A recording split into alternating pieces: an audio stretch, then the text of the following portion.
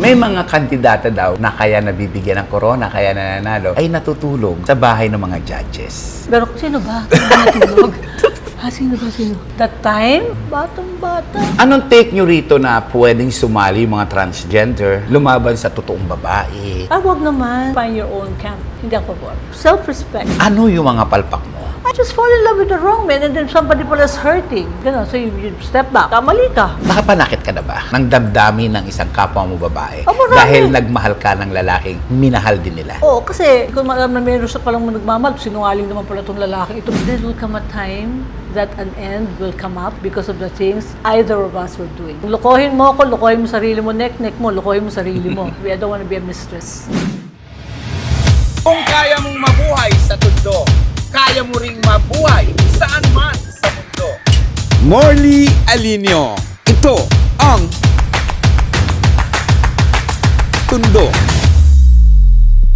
Yes! Naku, eto na naman po tayo. Isang magandang umaga, tanghali, hapon, gabi, kung anumang madaling araw na dumarating sa inyo. Ang vlog kong ito, naku, nakakaloka sa super mega nakakabaliw. Dahil isang lehitimong sexy, isang lehitimong actress, isang lehitimong pinatungan ng corona sa kanyang pagiging beauty queen. The most lovable. Oh, di ba naman? Miss Evangeline Pascual. Morley, I'm glad to be here with you. I haven't done this for the longest time. I don't usually give in, but you're a very convincing lady to me. Ma'am Evangeline, nung una kitang makita, parang alop ako, takot ako, parang na-intimidate ako. Kasi alam naman natin lahat na isa kang lehitimong beauty queen at lehitimong actress at isa ka sa mga tinatawag nating mukha ng showbiz. Oh, salamat. Bakit ka naman mai-intimidate? Pareho lang naman tayo ng trabaho at pareho pa tayo ng hairdo. Oh. Yes, pareho kami ng hairdo. Pompadour. Oo. Pareho. Okay. During the time, laging pinag-uusapan yung controversial na nangyari sa beauty pageant. Kayo nga po ang magkwento nito. Ang tinutukoy mo yung sa Miss World ba? Yes. Na when she was dethroned, then automatically the first runner-up takes over. And at that time that nang siya ay natanggal na dethroned, my good friend, she was my good friend Marjorie Wallace. I was already busy with Showbiz World natin. I was doing 11 movies in 1 year. I was doing a movie with FPJ, Sina Rudy Fernandez, etc., etc. And I couldn't accept the crown anymore because tapos na sa buhay ko yun eh. So you come to the next chapter of your life. Parang relationship, pagka-ex mo na. Pero marami ang nangihinayang kasi dapat kayo ang kauna-unahang Miss World ng Pilipinas. Ano ang magandang bagay sa nangyaring yon? Na up to today, little did I know na it will go down to history and you're still asking about the situation. Kumbaga, ang tagal na no, napag-uusapan pa. So it's a parang, nice pala na parang, it's a little contribution to the history of beauty queens or beauty contest. Na merong isang, sabi nga ni Birin Moreno, the only woman who refused to be crowned in Miss World. Hindi naman sa nag-refuse, kaya lang, the terms and conditions were not anymore at par with the times. So, gano'n na lang na hindi ko na lang tinanggap. And for me, nothing to regret. Minsan nga, when it comes out sa mga Facebook, natutuwa ako, naaaliw ako na merong bashers na, up to this point now, may nagbabash na, gano'n. Nung araw, parang people understood, people welcome. But now, for the younger generation, hindi mo naman rin alam yung mga priorities ko nung araw. May basher, naaliw ako. Tanong ko lang po, balikan natin yung mga decades na paghahanda ninyo during that competition. Ano nyo po pinaghandaan yung laban nyo noon? Wala namang paghahanda noon. Like how tedious the girls do it now. Wala, umattend ka lang ng rehearsals, umattend ka lang ng functions, mag-fitting ka ng maraming damit, mag-trial ka ng maraming high heels. Ang high heels pa nun yung platform na tinatawag na 6 inches. Yung stiletto? Mataas. No, not even stiletto. Makapal yung harap platform, mataas ang heel, so you're wearing about 6 inches high. Ang usong damit nun, mga miniskirt at saka yung mga flowing Chanel mga damit. Ang preparation ko nun was to really know how to take orders from my director. Wala namang rules and regulations on it. You come as yourself, who you are, answer the question from the heart, and dress up well, be nice to people, practice a little walking, practice a little voice modulation. Technically, ganun lang naman ang ginagawa noon. After I won, there was a time when I was required to go to the gym in preparation preparation for the Miss World, I was asked to put on another 15 pounds para in preparation for my Miss World. Kasi it was held in London and alam mo yung mga babae doon malalaki. Hindi yun yung mga teeny-weeny skinny girls sa London. Reading a lot, being updated with the news, whatever's happening, the very concern of the government then was tourism. It was all about wearing the nice Filipiniana dresses, all about putting up your hair, all about the fairs that you attend, and just be there. No rigidity, no thorough, what I see today. But, you know, these are different times. So, ganun lang naman ang training na ginawa ko. Ang tatay ko, he made me answer about 1,000 questions that he picked up from different people from all walks of life. Sagutin mo isa-isa. Talaga? Yes, isang nagsusorbidero, Rotarian, isang government official. And then he put me into public speaking as guest speaker to different organizations so that I would be trained to speak in front of people. That was how it was my dad who trained me. Because he was a doctor, and my mother naman, yung kaartihan, coiffure. So, doon ka lang mana sa mami mo? Siya nagturo sa akin. Mga ganon. My family was like, syempre, excited din sila. Uy, kaya mo ba to? Kasi I come from a family of doctors and politicians. So, may expectations sila. Kasi minsan ang buhay nila Sa bahay, mga doktor, mga ganyan. Tapos biglang maiiba yung aking tadhana. Nangyari. Parang ikaw lang yata si yung kikay. Ako lang yata yung normal. Mahirap din ganung buhay. Kasi siyempre, kikay ka, alam naman natin na babaeng bakla ka, na kahit ano pwede sa'yo. Pero yung family mo, napaka-strict, napaka-ano. No. My family is not strict. They're very outgoing. They're very supportive. No, they're rock and roll. No. Rock and roll ng nanay ko, rock and roll ng tatay ko. Talaga? Oo. Ang stretch para sa akin was the night before the contest.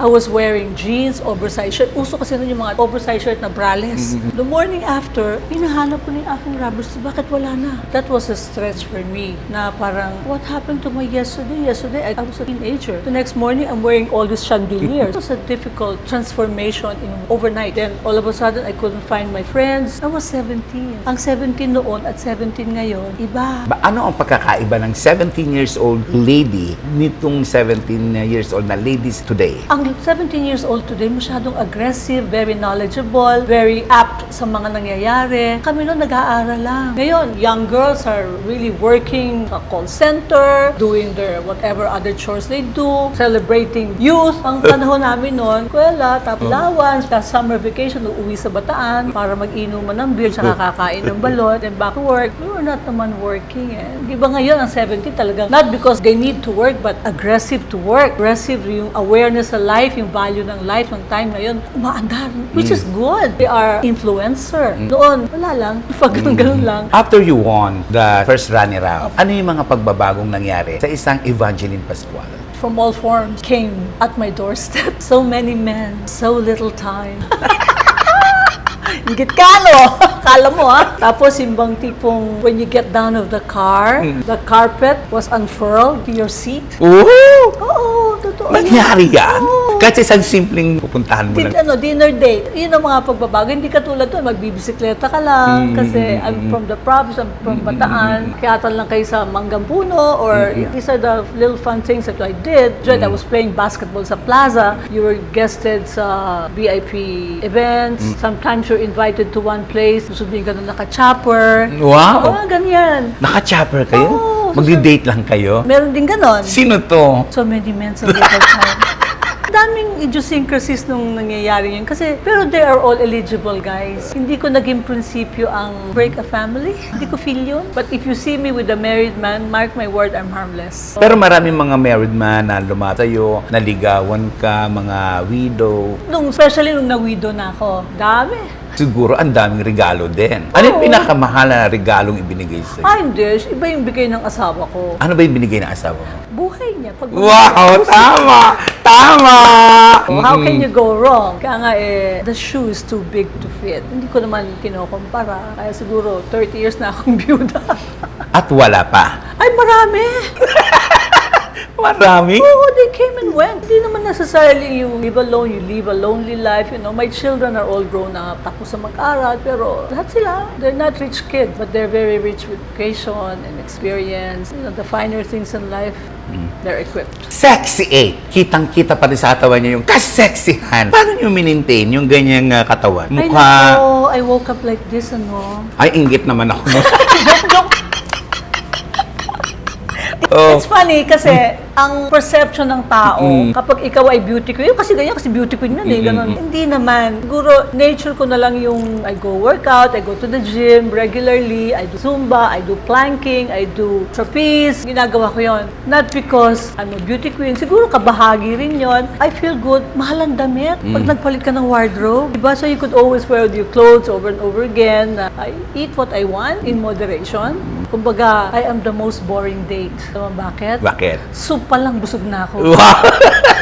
Ever since, ang mga damit mo, talagang pare-pareho pa rin ng sizes? Nag-iiba kasi yung style. Dati, ampere yung pantalon, so hindi mo rin masuot. So, parang ganon. But technically, the basic measurements are there. Pero ngayon, I work out 4 times a week. I walk, I do 10,000 steps, no? Outdoor. Nagtutone ka, so parang yung dati mong waistline, kung ganyan, medyo lumalaki kasi nagmamuscle ng konti. Pero hindi na ako mga hidden wealth dito.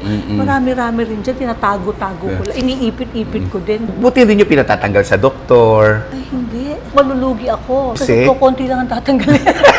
Kasakali. Lugi. Mahal yata yun, di ba? Naman. Evangeline, tanong ko lang, ganda mong yan. Buti wala kang pinagawa sa mukha. Malapit na. Siguro malapit na ba? Wala pa, no? Wala pa? Wala pa. Nagpagawa ka na ba? Ay, wala pa po.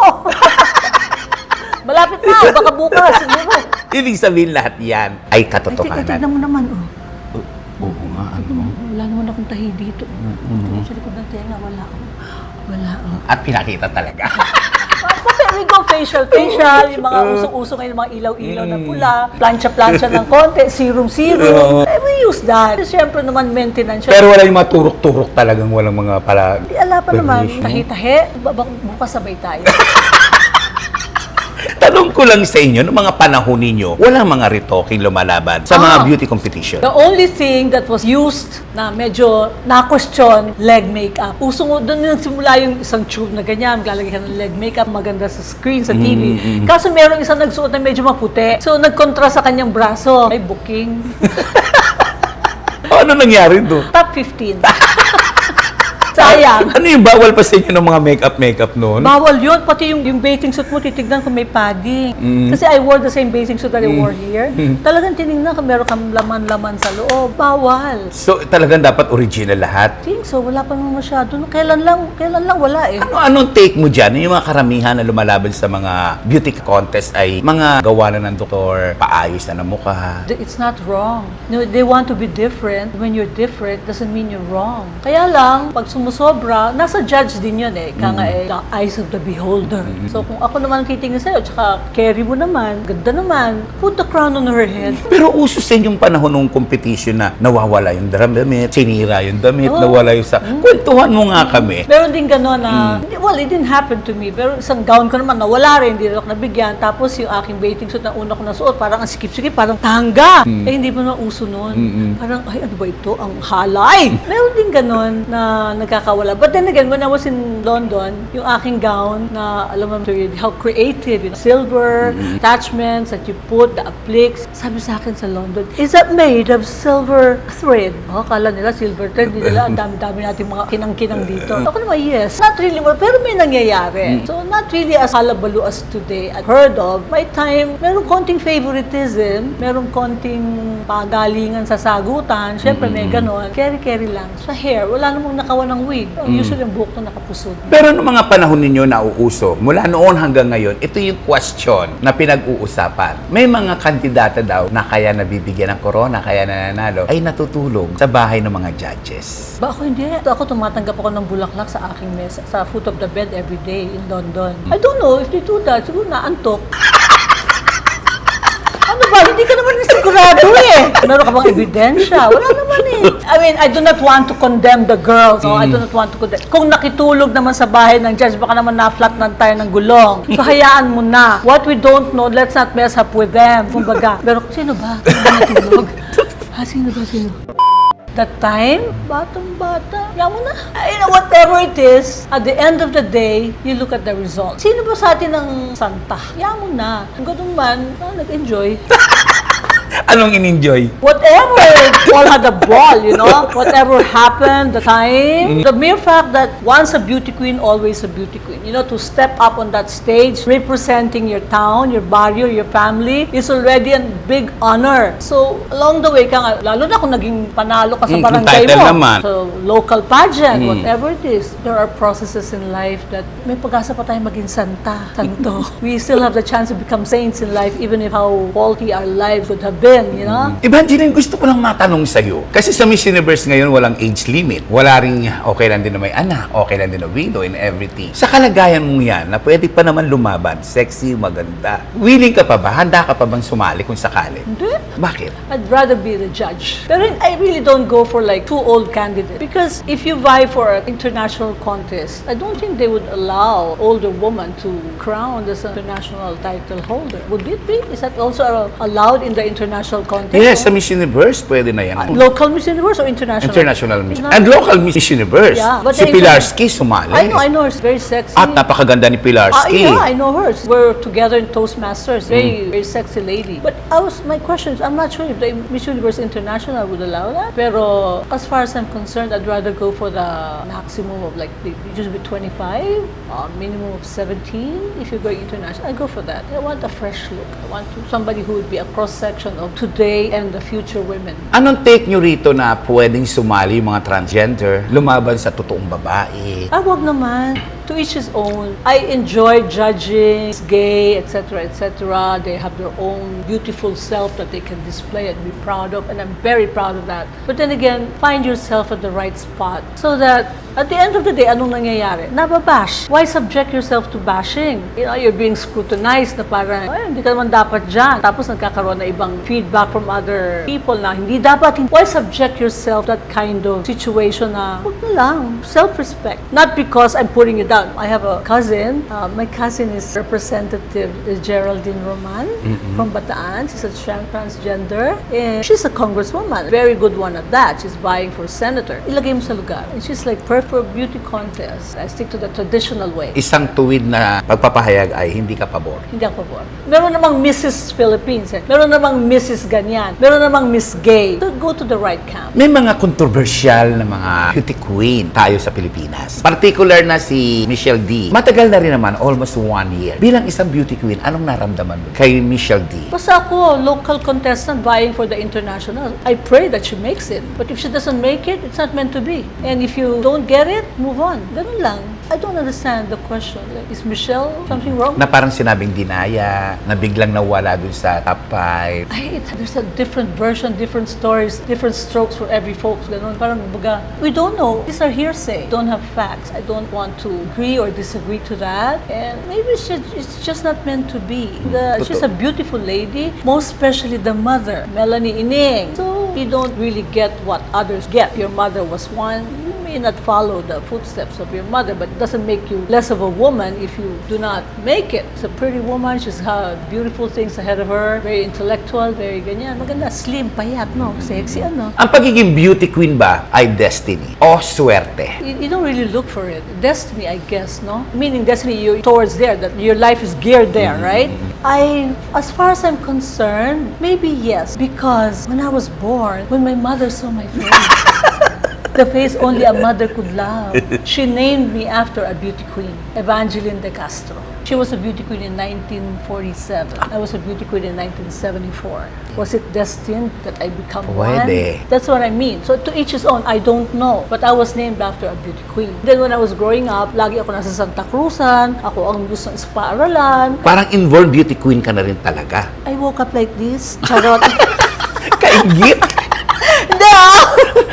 It's like, siguro nga, destiny. Marami sa mga beauty queens natin na binabas. Particularly, itong Miss Universe natin na magre-represent sa international competition na si Selshi Manalo. So, anong comment mo nito? Ano masasabi mo? As a beauty queen expert, do you think possible na makuha ni Selshi ang ating ikalimang corona para sa Miss Universe? Sa akin, hindi ko sasabihin it's possible. Ang gusto ko, manalo siya. Because she's a Filipina. She's representing the Philippines. A woman of color, I love her. Kahit sino, basta Pilipinas ka. Taka doon, dasal ko sa'yo. Bring home the bacon. Be proud of the country. And whatever achievement you make it and you bring home, in my book, you're my beauty queen. Ano masasabi mo sa mga bashers? Uso yun eh.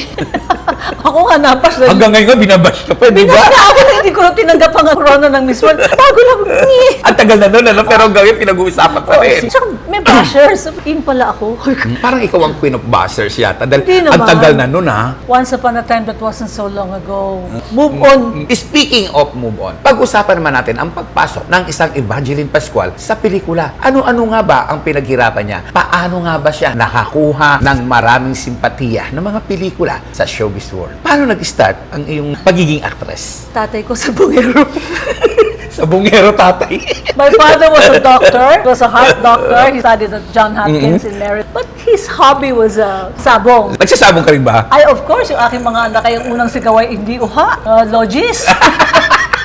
Tatlo yan. Logis, gano'n lang. Ngayon, si June Anolin, ang producer ng, parang nagsasabong-sabong. So, natuwaan. Pare, gawin natin artista anak mo. Bahala ka. Pati ang uncle ko, bahala ka. I started with Ramon Zamora. I was an action star. Si Ramon Zamora. Game of Death was my first movie. It was an action movie, karate rito, karate. Kasi ang talent ko sa Miss World was standing on my head and karate. Ay, Martial sumipa na arts. mataas. Apo. So, linyawin natin, si Ramon Zamora at ang father mo mag-friend. No. The producers. The producers. Eh, usong-uso nun yung mga... Sabong. Medyo nagsasabong ng konti, tapos yung producer nagsasabong ng konti. Paano ka napansin doon? Nandun ka ba sa sabungan? Ayoko nagsasabong ako, marunong ako. Paano kang eto si Evangeline pwedeng? Kasi nanalo na ako. Nanalo so ka parang si sa producer naman, through my uncle, through my dad, so meron silang common denominator. So they wanted Sabong. to get me as artista. Common denominator, gano'n naman eh. May common denominator, manok. Oh, manok. So it began that way. And I was doing action movies. Eddie Garcia,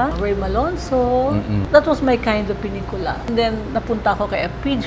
Si FPJ nagturo sa akin magdubbing, hindi ako madunong. And then, meron akong Gemma, ang babaeng kidlat. That was a title role. Ang laking mga leading men, mga Fernandez, sila Sandro Zamora, mga pumanaw na, marami ng pumanaw. Tapos nag-radio broadcaster pa ako for 20 years. Saang radio station? Sa DWIZ 882. The program was Echoes of the Heart. Alingaw-ngaw ng puso. I was a producer and for 20 years it ran. It was very good. That was the time when I was boiling away my time when I was newly widowed, and it became my guide in my life to do well as far as I could as a mother to my 3 children. Awa ng Diyos, nagtapos naman. I have 2 degrees bawat isa. And ito pagmamalaki ko, no man can stand up and say, I was there to augment the studying of your children. Baga, walang sumuporta, walang papa, in short. Gaano kahirap ang isang single mom? Hindi naman hirap ang tawag doon. Actually, loving eh. And then you love the challenge, you love the work, and the universe has been kind. Dami kong trabaho, dami kong teleserye, pangako sa'yo. Left and right, I was jumping from 2 channels isang gabi. Mahirap kasi, you want to share your joy with somebody at night na, honey, I'm home! Pakihagod mo nga yung likod ko. Wala eh. Yun ang the sad part. But sad, no. It was never sad because my children are there. Ang husay, tsaka kaka-proud sabihin na kahit single parent ka, tapos yung mga bata, yung napunta sa drugs, hindi naman napunta sa ganyan. Makulit, gano'n, pero hindi naman bumabagsak. They delivered well. Kasi pag hindi, wala silang allowance. Pero pag-usapan muna natin ang kanyang mga pelikulang nagawa. Evangeline, sa mga pelikulang nagawa mo, na-nominate ka ba? May acting award ka ba? Wala. I was never nominated, but my program was nominated for the Catholic Mass Media Award. But in the movie world, no, I didn't have all this serious. Pero gusto mo sana? Award? Sino ba naman may ayaw nun? Lahat naman ng tao, you want to be recognized. But it was not a desperate wanting in my life. Masaya lang ako. I do my best, I give my 100%. And girls just wanna have fun. Girls just wanna have fun. Ganon. Yun lang ang buhay mo. Yun lang ang buhay ko. Ganong kasimple lang. Oh, It can be complicated if I wanted to, but I try to make it very generic lang, na punta ka sa set, bigay mo todo. Ang aking pong mga role, yung mga mayayaman, donya, yung mga costume jewelry, dala ko, para makasupport do sa wardrobe. Easy, I'm easy. Gusto ko sa bibig mo na mismo manggaling, Evangeline. Anong pangalan ng husband mo at widow ka? Ano ang dahilan? At ilan ang inyong naging supling? I have 3 children. They're all married.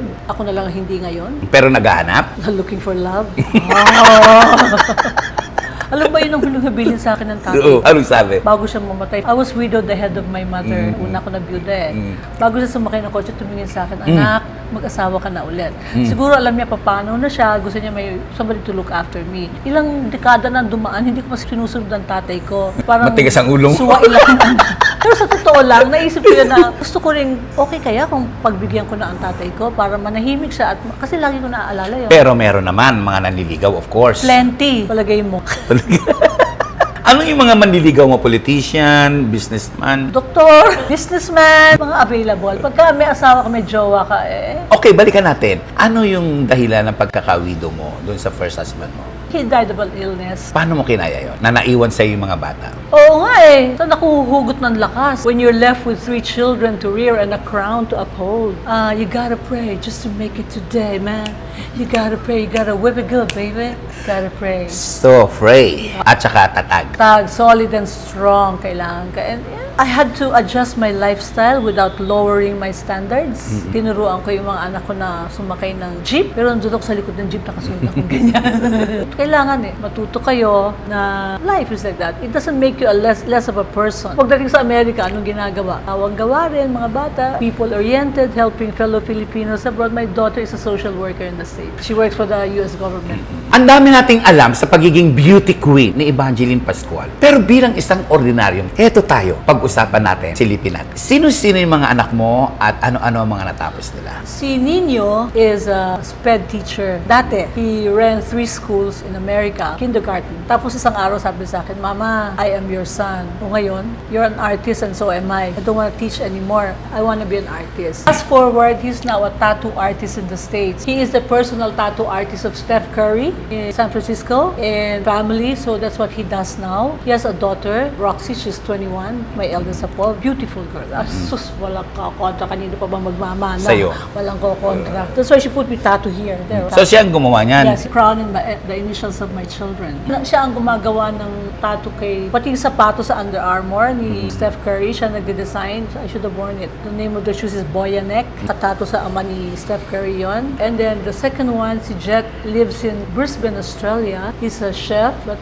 tatlong tinapos nun sa big schools here. Married with 2 children. Tatlo na apo ko, no? Tapos si Egg Pie, she works for the county in Concord, California. It's a government office. So, she is a social worker. She caters to mga, tumutulong sa mga Pilipino. Pero government office. Ang panganay niya, 2 kambal. Sabi ko, anak, pag ginagawa niyo akong dola, 5 na apo mo. dahan-dahan naman. Dalawa-dalawa. Talagang binilang ko rin anak mo, apo mo. Yeah, Oh. Tapos meron siya isang maliit, si Ellie. She's 2 years old. Ayun, so I have 6. So, wala kang kasamang anak mo rito sa Pilipinas? Mga kuting, mga pusa. Malungkot. No, I know how to come to terms with myself. I have friends, I have you in socials, I have my gym, I have my friends in Zumba. I go out on dates. Awa ng Diyos, lusog naman tayo, wala naman tayong maintenance, kahit na ano. I don't use reading glasses. I travel to Orani, Bataan. I visit my mother who is 93 years old, Mama Jing. Hindi malungkot. Masaya. Hindi naman masaya. Pero kahit saan gusto mong pumunta, pwede. Walang I papaalaman. drive the world crazy, man. Oo, yun ang kagandahan dun, di ba? Ay, Yung, sabi mo sa akin, interview, sa'yo, punta lang ako sa'yo. punta tayo sa ganito. Let's go, Tararets. Ang saya ng buhay mo. Content, you come to terms with yourself. What you have, suffice. You praise God for the beautiful life. You wake up every morning. I have my community, God loves, and the Oasis of Love. So I serve the Lord as far as I could. I am a motivational speaker. I'm speaking to the Dental Association, dentist. Minsan I'm invited to speak down south in Palawan, mga ganyan.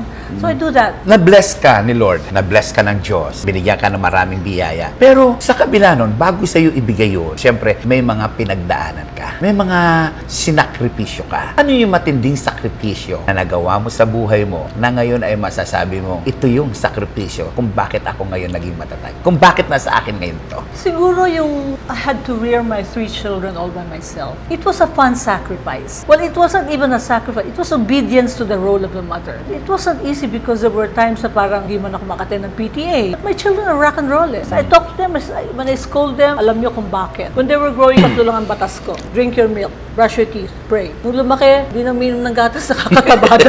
Ayaw na. Don't give me a 74 in your card. 75 is okay for me. Masaya ka na sa 75. Of course. Eh, kaso lagpas-lagpas pa ako magbigay ng grade. Sa Pilipinas ba, ano yung mga hindi mo pa napupuntahang lugar dito sa atin na gusto mong puntahan? Bahay mo. Tara. Tara. Squatter yun. Tara, let's go. Parola yun. Tara. Lahat napuntahan mo na. Siguro, casino, hotels, resorts, barangayan, slum area, people with leprosy, I cater to Napuntahan mo them. na. Meron akong mga alagang 100 ganyan. Meron akong mga children with autism, street children, charity houses. So, ibig sabihin, ito palang ating kausap. Hindi lang maganda, may mabuting puso, tumutulong sa kapwa, may mga charity ginagawa siya. Ano-ano ito? There was a time when I was doing my program, I catered to blind children. Senior citizen na nangangailangan ng salamin, 100 sila. Meron akong nag-iisang pasyente, 92 years old, first time magsalamin. Meron akong 100 lepers na sinama ko lahat, dinala ko sa radio station noon. Nung una ko silang nakita, natakot ako. Parang atras ako, man, hindi ko kaya to kasi mga ganyan-ganyan ng mga mukha nila. Tala Reposario. Dahil merong mga ano yun, Oo, ketong. Ketong. Tapos 100 silang pinagsama-sama ko. Dinala ko sa station. Alam mo, 1,000 sila naligo to prepare for my program. And then meron akong bloodletting for leukemic children and children with thalassemia. Children with thalassemia, yun yung mga batang nangangailangan ng dugo habang buhay. Yung leukemic children, yung may mga leukemia, mga bata sa Banawi Children's Hospital. Meron akong mga mass wedding. Meron akong mass wedding for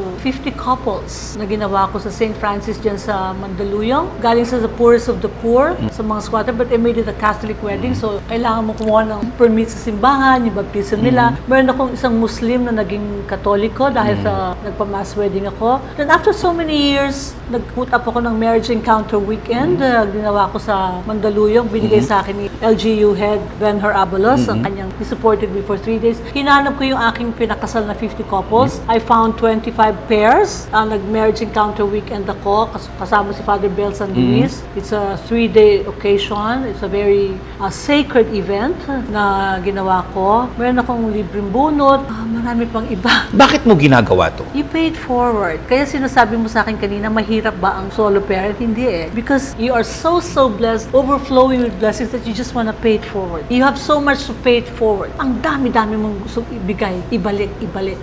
So, minsan, ang buhay natin para showbiz is all lights and click lights. But the other side of it all is that because you're a celebrity, then meron kang power to magkawang-gawa, mas madali.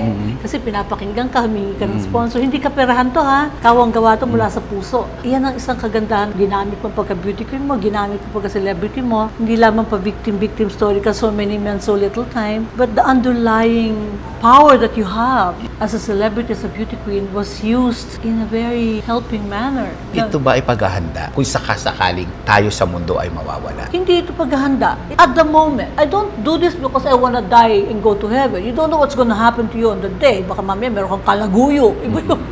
You don't know. It's just at the moment. Meron ako pinagawang bahay sa mga, you build a house, something, like Quezon City. Siguro nagiging parang ganon if you look at it. But it's not what you really did that brings you to heaven. It's what you're sorry for, what you didn't do, for the wrongs that you did, and you make up for it. Because in spite of that, dami kong palpak. Ano yung mga palpak mo? Fall in love with the wrong man. Sa paanong paraan? Just fall in love with the wrong man and then somebody pala is hurting. Ganon. So you step back. Kamali ka. Sabi nga nung isa, one movie, Mom, I want to have an affair. Sabi ng nanay niya, if you have an affair, you'll regret it. But if you don't have that affair, you'll regret it. Batching nanay. Tipong mga ganon. So many things. Treat people harshly. Nagalit ka. Nakapanakit ka na ba ng damdamin ng isang kapwa mo babae? Oh, marami. Dahil nagmahal ka ng lalaking minahal din nila. Siguro, oo. Kasi kung alam na meron siya palang nagmamahal, sinungaling naman pala itong lalaki. Ito meron palang isa. Bakbak.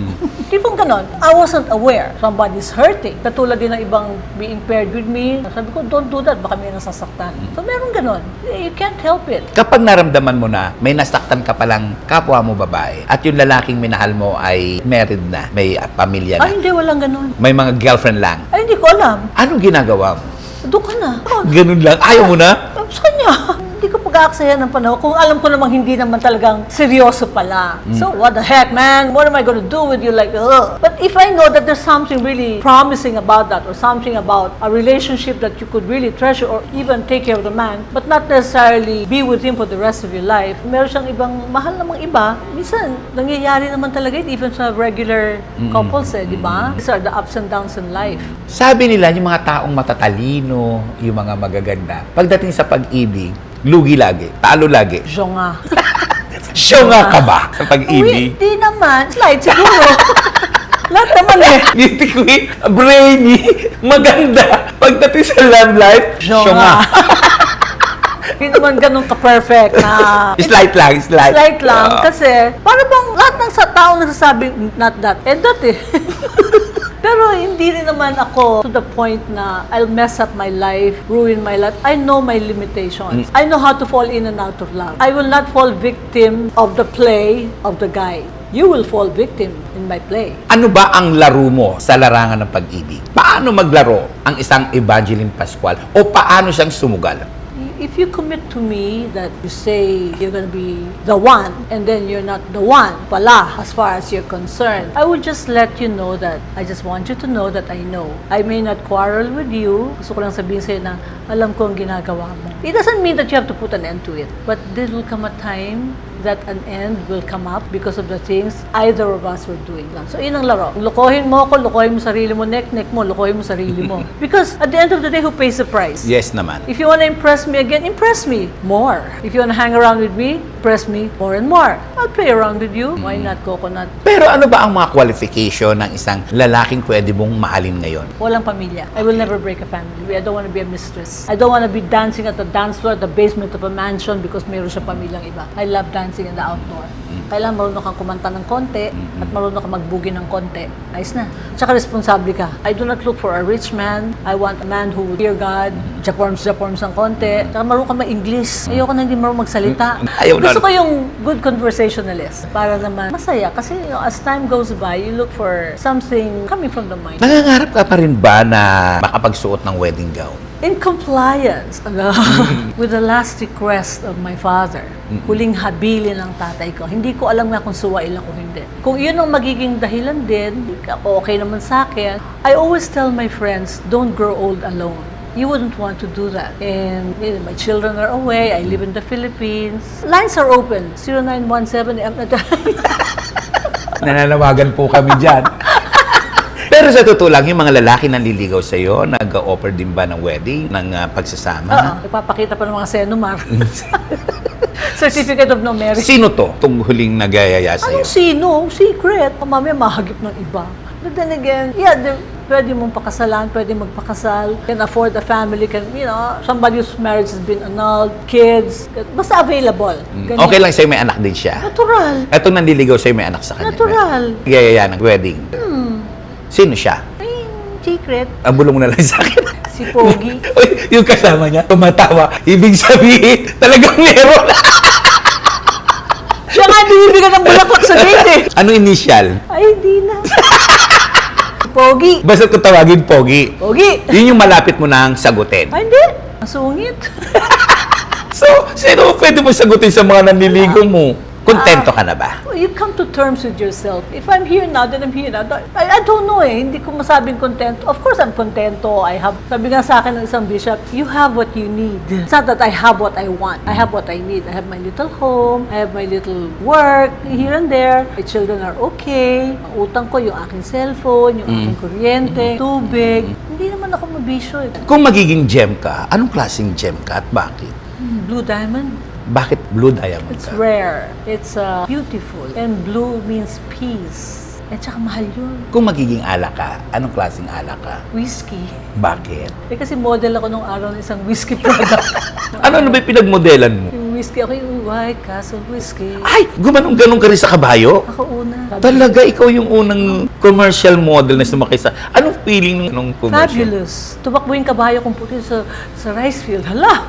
White Castle whiskey. And they're good friends of mine now. When I go to them, they support what they... If ever I ask for a little sponsorship, they give me.